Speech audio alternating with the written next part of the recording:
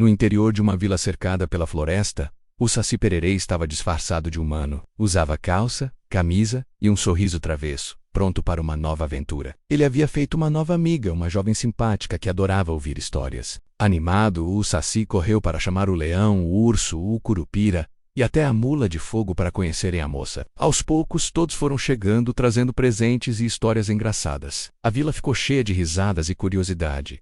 Quando a noite caiu e todos estavam reunidos ao redor da fogueira, o Saci se inclinou para mais perto da amiga. Com um ar misterioso e um leve sorriso no canto dos lábios, ele falou baixinho no ouvido dela, fazendo-a rir e cobrir a boca de surpresa. Não esqueçam de deixar o like e se inscrever no canal, senão eu sumo com a sua panela de arroz.